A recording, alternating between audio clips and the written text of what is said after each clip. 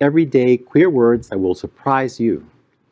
Every word we speak has a history, but the meanings behind our lavender lexicon are particularly interesting.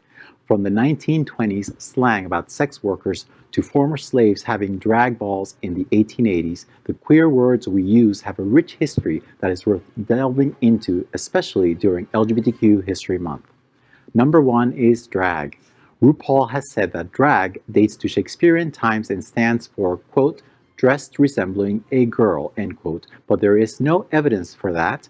It actually seems that the word drag first appeared in reference to male actors' petticoats when they played women in plays in the mid-19th century.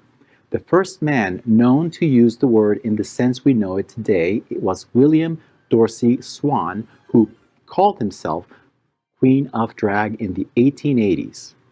Number 2 is camp. In 1671, French playwright Molière introduced the term se camper, a French verb meaning to pose in exaggerated fashion.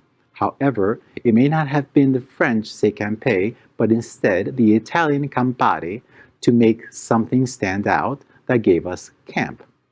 Number 3 is twink. Twinkies are small, smooth, cream-filled snacks that are not nutritious but are fun in the moment, and may offensively have inspired the slang term twink to refer to guys who are also, well, small and smooth. It's also possible that the 1920s British slang word twank evolved into twink. Twank referred to a client of a gay male prostitute, or, quote, a man willing and ready to become any dominant man's partner, end quote.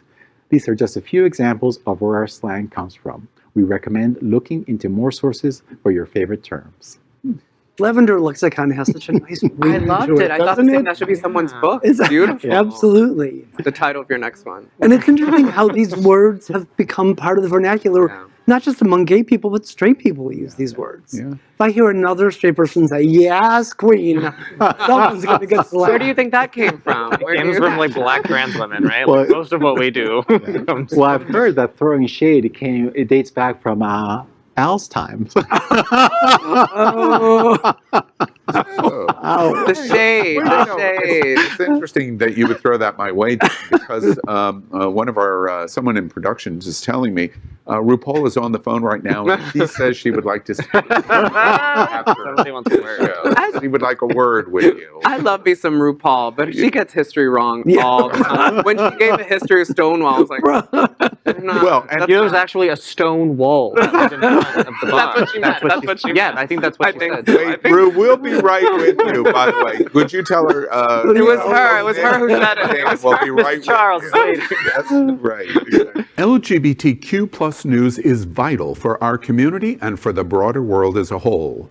We have enough enemies at Fox News. Tucker, Sean, and Laura are loud.